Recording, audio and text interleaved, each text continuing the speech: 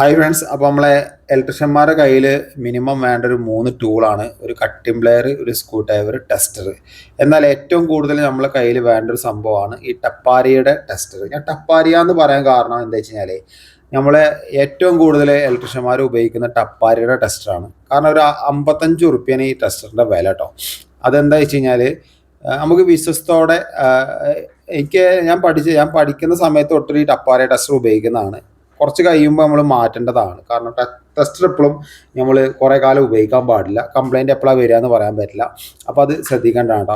അപ്പോൾ ഈ 3 ടൂൾ കൊണ്ട് ഞാൻ ഇന്ന് വാങ്ങിയൊരു സർവീസ് ചാർജാണ് ഞാൻ ഇന്ന് പറയുന്നത്. നിങ്ങൾക്ക് കാണുമ്പോൾ തന്നെ അറിയാൻ പറ്റും, എൻ്റെ കയ്യിലൊരു കപ്പാസിറ്ററും അതേപോലെ ഒരു ഹോസ് ക്ലിപ്പും ഉണ്ട്. അപ്പോൾ കാണുമ്പോൾ തന്നെ അറിയാം, ഒരു ഫാന് കറങ്ങുന്നില്ല, പതുക്കെ കറങ്ങുന്നുള്ളൂ. ഞാൻ ആദ്യം ഈ സൈറ്റിൽ വന്ന് നോക്കി ഈ സാധനം വാങ്ങാൻ വേണ്ടി ഷോപ്പിൽ പോയി തിരിച്ചു വന്നിട്ടാണ് ഞാൻ ഈ വീഡിയോ എടുക്കുന്നത് കേട്ടോ. അപ്പോൾ നോക്കുമ്പോൾ തന്നെ നമ്മൾ ഒരു കപ്പാസിറ്റർ മാറ്റുമ്പോൾ ശ്രദ്ധിക്കേണ്ടത്, നമ്മൾ ഒരു ലാഡറിൻ്റെ മുകളിലോ അല്ലെങ്കിൽ ഒരു ഹൈറ്റുള്ള ഭാഗത്ത് എന്തെങ്കിലും കയറി നിന്നിട്ടാണ് നമ്മൾ കപ്പാസിറ്റർ മാറ്റുക. അപ്പോൾ നമ്മൾ ശ്രദ്ധ വേണം, നല്ല രീതിയിൽ ചെയ്യും വേണം. അപ്പോൾ അതേപോലെ തന്നെ ഒരു കപ്പാസിറ്റർ മാറ്റുമ്പോൾ മസ്റ്റായിട്ട് ശ്രദ്ധിക്കേണ്ടത്, ഒരു കപ്പാസിറ്റർ മാറ്റുമ്പോൾ 2 വയറാണ് കപ്പാസിറ്ററിൽ നിന്ന് വരിക. 2 വയറായിരിക്കും മിക്കവാറും എല്ലാ കപ്പാസിറ്ററും വരിക. ആദ്യം തന്നെ നിങ്ങൾ ഫാനിൽ നിന്ന് വരുന്ന കപ്പാസിറ്റർ ആദ്യം ഊരിയെടുക്കരുത്. ഫസ്റ്റ് ഒരു വയർ ഊരിയെടുത്തിട്ട് നിലവിൽ നമ്മൾ കൊടുക്കുന്ന പുതിയ കപ്പാസിറ്ററിൻ്റെ വയർ അതിൽ ജോയിൻറ്റ് ചെയ്യുക. അതെന്തിനാ പറയാൻ കാരണം വെച്ച് കഴിഞ്ഞാൽ, 2 വയർ ഊരിയെടുത്ത് കഴിഞ്ഞാൽ ആദ്യം എന്താവും, പിന്നെ കൊടുക്കുമ്പോൾ കൺഫ്യൂഷൻ ആവും. അത് കഴിഞ്ഞ് പിന്നെ രണ്ടാമത് പിന്നെ തിരിച്ചു മറിച്ചും കൊടുത്ത് നോക്കേണ്ടി വരും. പിന്നെ രണ്ടാമത് നമ്മൾ ഊരെടുക്കുന്ന വയർ രണ്ടാമത് കൊടുക്കുക. അല്ലെങ്കിൽ ഒരു ഫോട്ടോ എടുത്ത് വെച്ചാലും മതി, നിങ്ങൾക്ക് സിമ്പിളായിട്ട് ചെയ്യാൻ പറ്റും.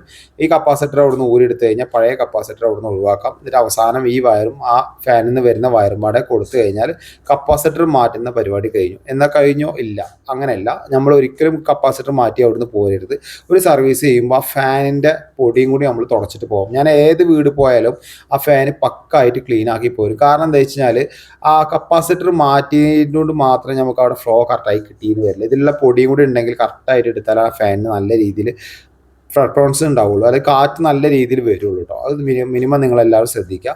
അപ്പോൾ ഞാൻ ഇനി ഇവിടുന്ന് വാങ്ങുന്നൊരു ചാർജാണ് ഞാൻ പറയുന്നത്.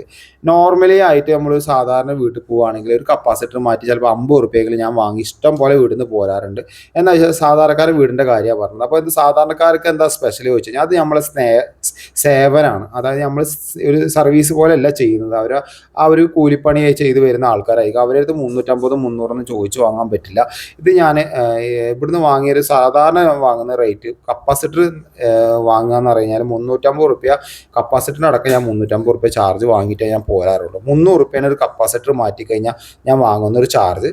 അത് മാത്രമല്ല, ഒരു ഹോസ് ക്ലിപ്പും മാറ്റാണ്ടായിരുന്നു. പിന്നെ ഇവിടെ ഒരു വെള്ളത്തിൻ്റെ ഒരു ബ്ലോക്ക് ഉണ്ടായിരുന്നു. എല്ലാം പാടെ ഞാൻ ടോട്ടൽ ഇവിടുന്ന് വാങ്ങിയത് 500 രൂപയാണ് കേട്ടോ.